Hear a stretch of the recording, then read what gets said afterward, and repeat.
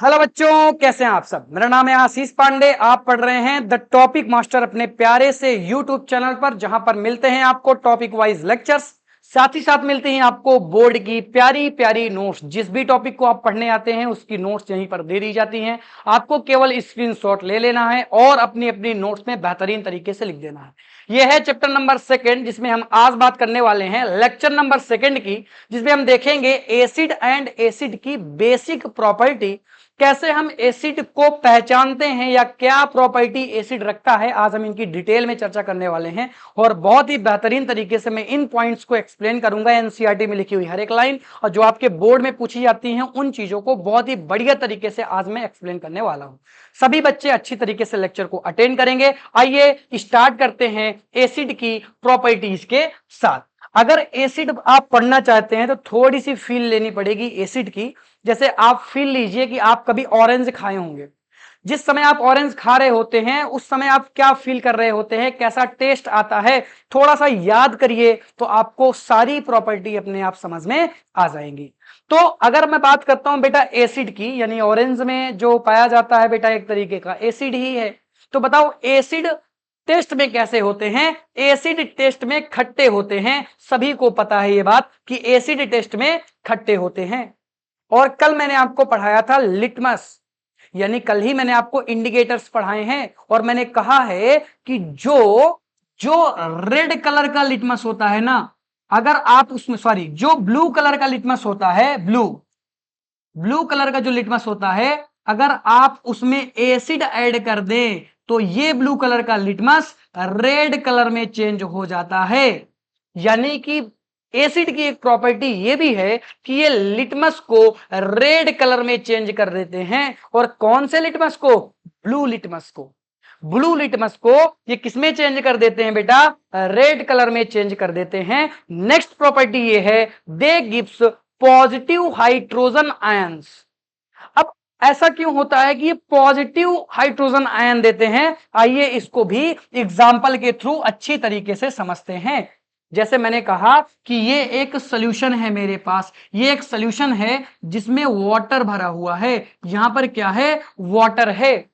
अगर इसमें मैं एसिड ऐड कर दूं, और आपको पता है कि एसिड के एग्जाम्पल यहां पर लिखे हुए हैं, HCl, H2SO4, SNO3, ये सब एसिड्स के एग्जाम्पल हैं। अभी बहुत सारे एग्जाम्पल मैं आज आपको बताऊंगा। लेकिन अगर मैं कुछ एग्जाम्पल, बेसिक एग्जाम्पल की बात करता हूं, चलो HCl ले लेते हैं। अगर मैं HCl की बात करता हूं और HCl को इसमें ऐड कर देता हूं, वाटर के साथ ऐड कर देता हूं, वाटर के सोल्यूशन में ऐड कर देता हूं, तो मैं देखता हूं कि जो HCl है ना, वो H+ और Cl- में ब्रेक हो जाता है। यानी यहां पर जो लाइन लिखी हुई है कि जब भी आप एसिड्स को वाटर में डालेंगे तो वो H+ आयन देंगे। देखो यहां पर H+ आयन मिल रहा है।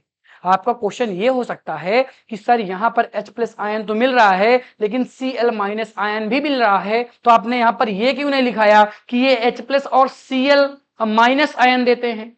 ठीक है, आपका क्वेश्चन सही है, कोई दिक्कत वाली बात नहीं है। लेकिन बेटा हर एक बार Cl- आयन आए ये जरूरी नहीं है, लेकिन कोई सा भी एसिड होगा वो H+ आयन तो जरूर देगा। जैसे नेक्स्ट एसिड की बात कर लेते हैं, यहां से ये डाउट आपका क्लियर हो जाएगा। अगर मैं H2SO4 की बात करता हूं और इसको मैं एक्वस मीडियम में यानी वाटर वाले मीडियम में ऐड कर देता हूं, तो मैं देखता हूं कि ये H+ में ब्रेक हो गया है, प्लस HSO4- में ब्रेक हो गया है। यानी यहां पर Cl- जैसा कुछ नहीं बना, यहां पर एक अलग चीज बन गई। लेकिन देखो एक बेसिक चीज जो थी, एक जो यूनिट थी जो बन रही है बेटा, वो यहां पर भी बन रही है H+। यानी H+ यहां पर भी बन रहा था और H+ यहां पर भी बन रहा है, लेकिन यहां पर माइनस अलग आयन बन रहा था और यहां पर माइनस अलग आयन बन रहा है।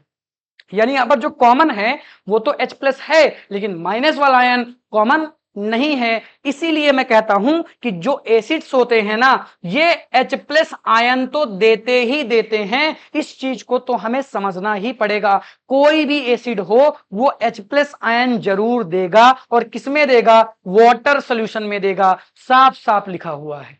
क्या ये तीनों पॉइंट आपको समझ में आए? क्या पॉइंट नंबर पहला, point number second and point number third. इन तीनों को मैंने अच्छी तरीके से एक्सप्लेन किया। आई होप ये चीज समझ में आ गए होंगे। अब देखो जो एसिड है ना, उनकी लोकेशन की बात करते हैं। कुछ एसिड ऐसे हैं बेटा जो हमारे अंदर हैं, जैसे HCl।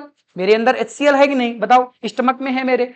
और इसी तरह कुछ एसिड ऐसे हैं जो प्लांट से मिलते हैं, जैसे जैसे जैसे आप नींबू की बात करते हैं ना, नींबू आपने खाया होगा, लेमन को आपने खाया होगा, उसमें जो एसिड मिलता है वो प्लांट से आता है।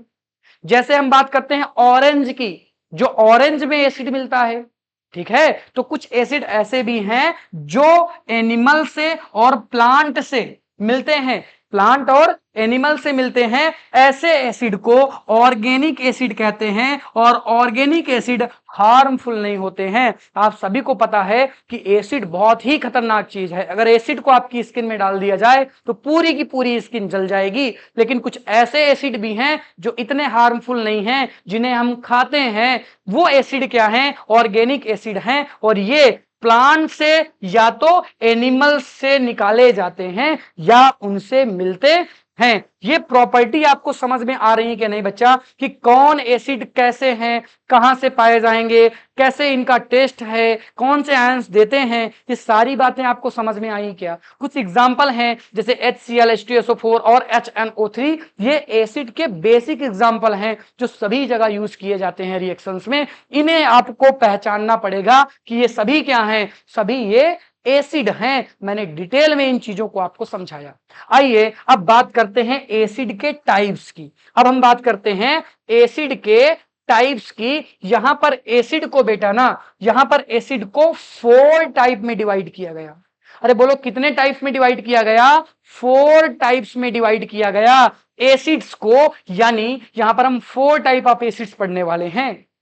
कुछ एसिड ऐसे हैं जो स्ट्रॉन्ग एसिड हैं, और ये इतने स्ट्रॉन्ग हैं कि ये स्किन को जला सकते हैं, आयरन को रस्ट कर सकते हैं, इतने ज्यादा स्ट्रॉन्ग हैं। अगर आप आयरन में भी डाल देना तो आयरन भी यानी लोहा भी पिघल जाएगा इन एसिड से। इस तरीके के एसिड को हम स्ट्रॉन्ग एसिड कहते हैं। जो वीक एसिड रहते हैं इन्हें हम बेटा वीक बनाते हैं, और इनका यूज हम कई जगह करते हैं। और कुछ एसिड होते हैं concentrated acid and dilute acid. Concentrated acid में बेटा वाटर का लेवल बहुत ही कम, और डाइल्यूट एसिड में वाटर का लेवल ज्यादा होता है। यानी ये जो डाइल्यूट एसिड रहते हैं ये इतने ज्यादा हार्मफुल नहीं रहते, क्योंकि वाटर का लेवल ज्यादा है और एसिड इसमें बहुत ही कम होता है। लेकिन बेटा इसमें एसिड्स बहुत ज्यादा होते हैं, वाटर का लेवल बहुत ही कम होता है, इसीलिए इनको हम बोलते हैं कंसंट्रेटेड एसिड, और इनको हम बोलते हैं डाइल्यूट एसिड। आइए इनके एग्जाम्पल की बात कर लेते हैं जो हमेशा बोर्ड एग्जाम में पूछे गए हैं, और MCQ क्वेश्चन में कई बार पूछा जाता है। Which is strong acid and which are weak acid, which are dilute acid, concentrated acid, ऐसे करके क्वेश्चंस आते रहे हैं और आएंगे। इसीलिए इनके एग्जाम्पल्स बहुत ही अच्छी तरीके से समझिएगा। सामने एग्जाम्पल लिखे हुए हैं और सभी की नेमिंग भी साथ साथ में की गई है। यानी कभी अगर नाम से आ जाए या केमिकल फॉर्मूला आ जाए, दोनों आपको आने चाहिए। सामने दिख भी रहा होगा। जैसे पहला सबसे इंपॉर्टेंट है HCl, जिसे हम कहते हैं हाइड्रोक्लोरिक एसिड, जो हमारे स्टमक में होता है। वेरी पावरफुल रहता है। गलती से आप आयरन भी खा जाते हैं ना, तो ये उसे डाइजेस्ट करने की कैपेबिलिटी रखता है। बहुत ही ज्यादा पावरफुल रहता है। मैं आपसे एक क्वेश्चन पूछूंगा कि अगर इतना पावरफुल है तो ये स्टमक के अंदर कैसे है, और ये स्टमक को क्यों नुकसान नहीं पहुंचा रहा है? जिस भी बच्चे को आए रीजन लिखे कमेंट बॉक्स में, ठीक है, जल्दी लिखे रीजन। ओके ठीक है। अगला एसिड है H2SO4, जिसे सल्फ्यूरिक एसिड कहते हैं। और अगला एसिड है HNO3 nitric acid, HBr hydrobromic acid, HI hydro iodic acid. ऐसे करके एसिड्स के नाम हैं। आपको जब भी देखने के लिए मिलेंगे, ऑप्शन वाले क्वेश्चन में ज्यादातर देखने के लिए मिलेंगे, वहां पर आपसे पूछता है which are strong acid and which are weak acid. Weak acid तो रट लीजिएगा कि पहला है acidic acid, oxalic acid, lactic acid. अरे लैक्टिक एसिड जो दही में मिलता है, जो आप खाते हैं, सबसे ज्यादा लैक्टिक एसिड दही में मिलता है। आगे हम बात भी इसकी करेंगे। बट इन तीनों एग्जाम्पल को आपके दिमाग में सेट करना पड़ेगा हमें, और ये सारी चीजें तभी सेट होंगी जब बार बार आप इनको लिखकर पढ़ेंगे। वेरी इंपॉर्टेंट एग्जाम्पल है, मैं फिर से कह रहा हूं, ये सभी एग्जाम्पल्स बोर्ड में किसी ना किसी वे से पूछे गए हैं, इसलिए सभी को अच्छी तरीके से आप याद करिएगा और समझिएगा। अब इन दोनों को समझने की जरूरत है, यानी कंसंट्रेटेड एसिड क्या है और डाइल्यूट एसिड क्या है। मैंने आपको अभी अभी थोड़ा सा हिंट भी दिया था कि ऐसे एसिड जिसमें वाटर बहुत ही कम हो, जिसमें वाटर बहुत ही कम हो, ऐसे एसिड को कंसंट्रेटेड एसिड कहते हैं।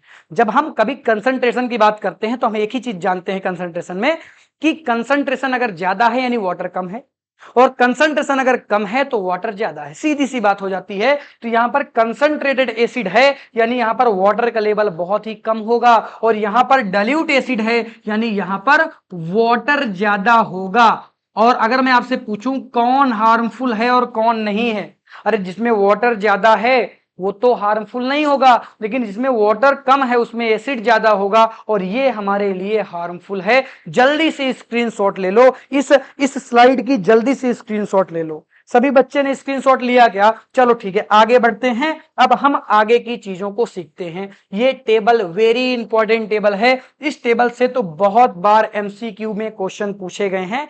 कौन सा एसिड का क्या सोर्स है, कई बार आपने एग्जामों में देखा होगा, और हमेशा आपको प्रॉब्लम होती होगी कि सर कैसे याद रखें। टेबल बना दिया है बेटा, केवल आपको टेबल याद रखनी है। इस टेबल को बनाकर जहां पर आप स्टडी टेबल आपकी हो सामने लगा दें, रोज पढ़ें, अपने आप दिमाग में चीजें सेट हो जाएंगी। आइए कुछ बहुत तो मैं आपको यहीं पर याद करवा देता हूं। जैसे आपको पता है कि HCl वाला एसिड जो है, जो हमारे स्टमक में होता है, ये सभी को पता होता है लगभग लगभग कि ये हमारे स्टमक में होता है और ये वेरी पावरफुल होता है। इसी तरह से अगर मैं बात करता हूं सल्फ्यूरिक एसिड की, तो सल्फ्यूरिक एसिड कुछ ना कुछ लिक्विड वाली जो चीजें, पीने वाली चीजें आती है ना, उनमें बहुत सारे लिक्विड्स ऐसे हैं जिनमें ये सल्फ्यूरिक एसिड होता है, और बेटा ये बहुत ज्यादा स्ट्रांग भी होता है। अगर इसमें कंसंट्रेशन पावर बढ़ा दी जाए तो ये काफी ज्यादा स्ट्रांग होता है। आपको इसमें सबसे ज्यादा इंपॉर्टेंट है HCl आना चाहिए, कि HCl कहां पे होता है, ह्यूमन स्टमक में मिलता है।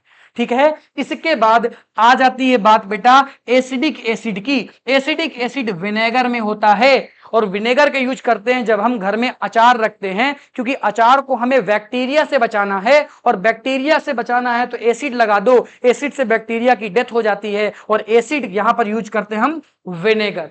घरों में पूछोगे, मम्मी से पूछोगे कि विनेगर क्या है, मम्मी बता देंगी कि विनेगर क्या है और कहां पे इसका यूज किया जाता है। ये वेरी इंपॉर्टेंट है कि एसिडिक एसिड विनेगर में मिलता है, कई बार पूछा गया है।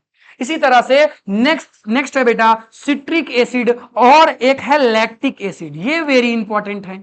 अरे वैसे इंपॉर्टेंट तो सभी हैं, लेकिन जो वेरी इंपॉर्टेंट है, वेरी वेरी इंपॉर्टेंट है, आपको आने ही चाहिए, उनमें मैं स्टार लगा रहा हूं। जो सिट्रिक एसिड है वो लेमन और ऑरेंज में मिलता है, लेमन और ऑरेंज में मिलता है। और जो लैक्टिक एसिड है वो मिल्क में मिलेगा, और आपको दही में भी देखने के लिए मिलेगा, मैक्सिमम दही में मिलता है बेटा। लैक्टिक एसिड की मात्रा बहुत ज्यादा रहती है किसमें, दही में। अगर आपको लैक्टिक एसिड खाना है तो दही खाइए, सबसे बेस्ट है बेटा। ठीक है, यहां पर आप उस एग्जांपल को भी ऐड कर लेंगे। ठीक, बाकी बात आती है फॉर्मिक एसिड की। वेरी इंपॉर्टेंट फॉर्मिक एसिड, वैसे तो बेटा सभी इंपॉर्टेंट है, मैं फिर से कह रहा हूं, बट जो स्टार वाले हैं वो दिमाग में घुस जाने चाहिए। जो फॉर्मिक एसिड है वो आंट जो होती है ना, चींटी होती है ना, चींटी की डंक में होता है। अरे चींटी की डंक में क्या होता है, फॉर्मिक एसिड, यानी फॉर्मिक एसिड वेरी इंपॉर्टेंट है, चींटी की डंक में होता है। जब चींटियां हमें काटती हैं ना तो फॉर्मिक एसिड हमारे बॉडी के अंदर डाल देती हैं, इसीलिए तो सूजन आ जाती है, इसीलिए तो स्वेलिंग आ जाती है, आप देखते हैं ना। हाँ, तो ये जो टेबल है ये वेरी इंपॉर्टेंट थी, मैंने सभी इंपॉर्टेंस में आपको स्टार भी लगा दिया है, और लगभग लगभग सभी में स्टार लगा ही है, यानी ये टेबल आपको आनी चाहिए। सभी लोग जर्नल बैठे होते हैं पापा के सामने, दोस्त आए पूछ लिए बताओ एसिड, एप्पल में कौन सा एसिड मिलता है, बताओ बताओ, मिल्क में कौन सा एसिड मिलता है, बताओ लेमन में कौन सा एसिड मिलता है। तो बेटा ये तो जनरल इंफॉर्मेशन है, आपको आनी ही चाहिए, ये बेसिक है, आपको आना चाहिए, नहीं तो बेइज्जती के लिए तैयार रहेंगे। और पापा के दोस्त बहुत बेइज्जती करते हैं, ये बात तो सभी को पता होगी। आई होप इस लेक्चर को आपने एंजॉय किया होगा, बढ़िया तरीके से आपने इस लेक्चर को समझा होगा, सारी चीजें वेल एक्यूरेट तरीके से समझ में आई होंगी। ऐसे ही लेक्चर के लिए हमारे चैनल से जुड़े रहें, हमारे चैनल से जुड़ जाएं, और मिलता हूं आपसे मैं जल्द ही नए लेक्चर के साथ। Thank you so much for watching. Tata bye bye बेटा बाय।